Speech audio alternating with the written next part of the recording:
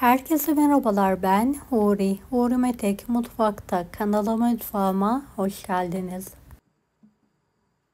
Daha önce bu yöntemle mantı yapımı görmediniz. Etli muhteşem oluyor, mutlaka deneyin. Tarifime hamurumu yoğurarak hemen başlıyorum. 1 adet tam yumurta, 1 su bardağı su, 2 tatlı kaşığı tuz, 3,5 su bardağı un. Unu azar azar ekleyerek orta sertlikte bir hamur hazırlayalım.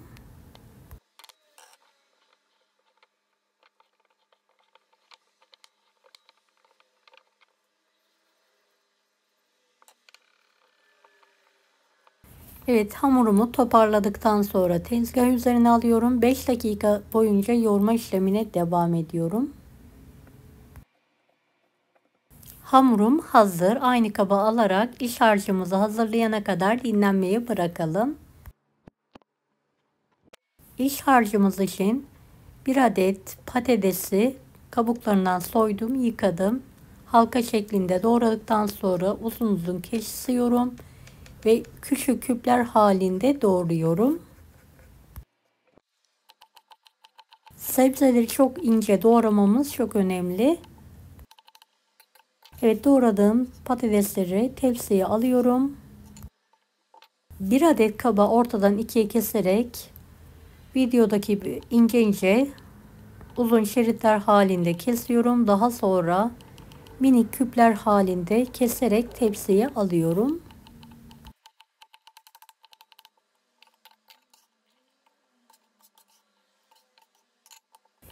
Beni hangi ülkeden veya şehirden izliyorsunuz merak ediyorum. Yoruma yazarsanız sevinirim.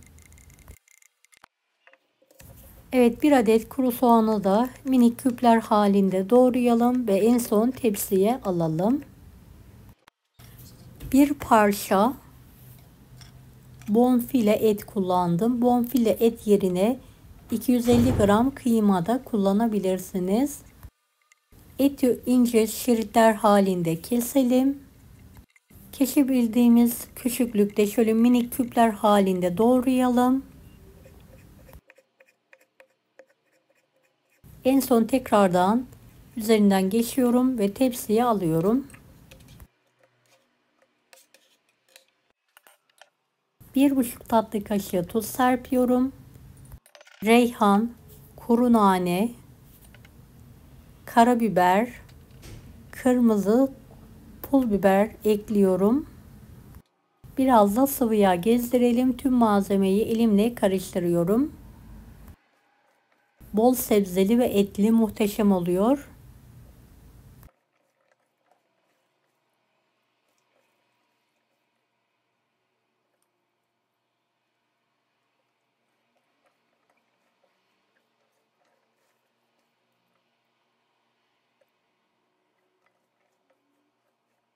Evet, iç harcımız hazır.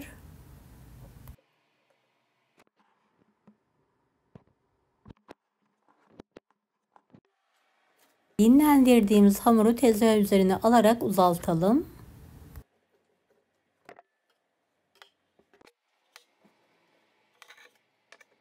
Ortadan ikiye keselim ve 10 eşit bezeye keserek yuvarlayalım.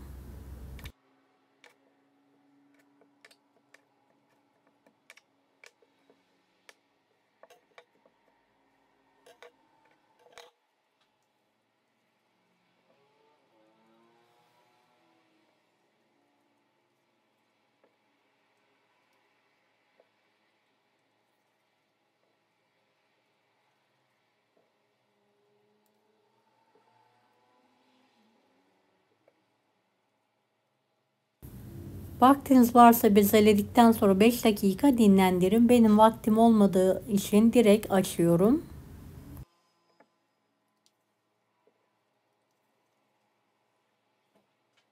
Evet, un serperek oklava veya merdane yardımıyla şöyle pasta tabağı büyüklüğünde hamurlarımızı açalım.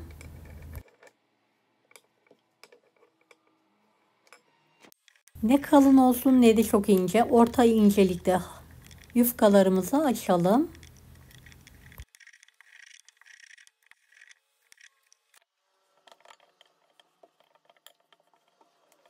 Son hamurumu da hızlı bir şekilde açıyorum. Tek sıra halinde tezgaha yayıyorum. Evet, hamurların üzerine birer yemek kaşığı olacak şekilde sıvı yağ gezdirelim ve her tarafına sürelim.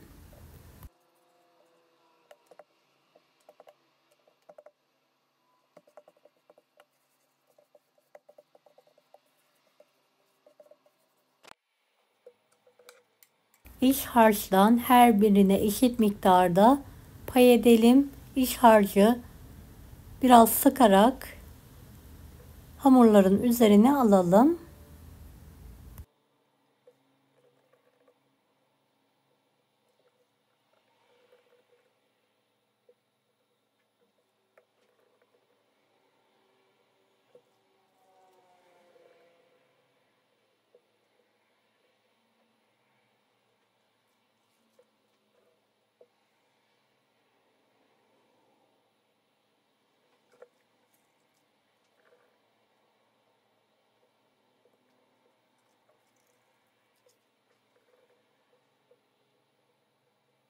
Evet, hazırladığım hamuru oklavaya bol bir şekilde sarıyorum. İki tarafından büzdürerek hamurumu çıkartıyorum.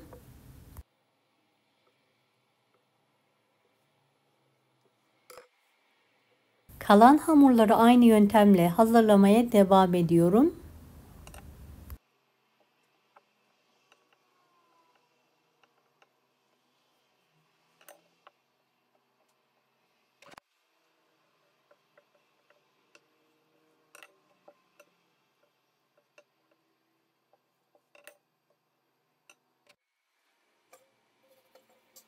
Evet, şöyle metal süzgeçlerim var. Hafif bir şekilde her tarafına gelecek şekilde yağlıyorum ve hamurları içine diziyorum.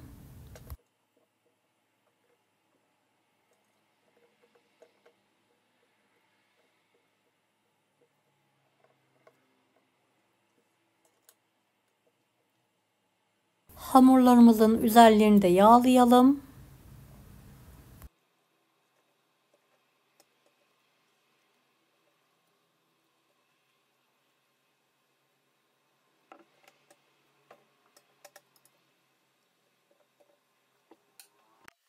Ocakta su kaynattım. Kaynayan suyun üzerine biraz tuz serpiyorum ve süzgeçleri tencerenin tam orta kısmına alıyorum. Kapaklarını da kapatarak en az 45-50 dakika hamurlarım yumuşayana ve etler pişene kadar pişirmeye bırakıyorum. Üzeri için 4 yemek kaşığı yoğurt, 2 yemek kaşığı mayonez, 4-5 diş sarımsağı ezerek karıştırıyorum. Pürüzsüz hale gelene kadar karıştıralım ve bir sıkma poşetin içine alalım.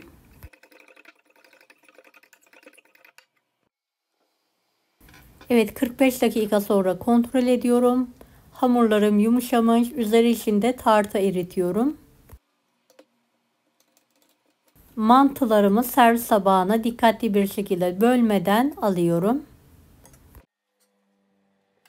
Evet, diğer tenceremdeki mantıları da servis tabağına alıyorum.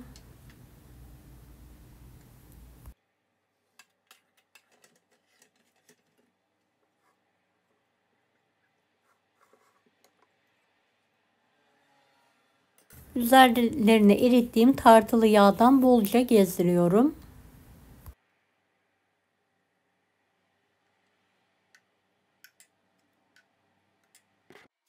Sıkma poşetindeki yoğurt sarımsağı da üzerlerine şerit halinde sıkıyorum.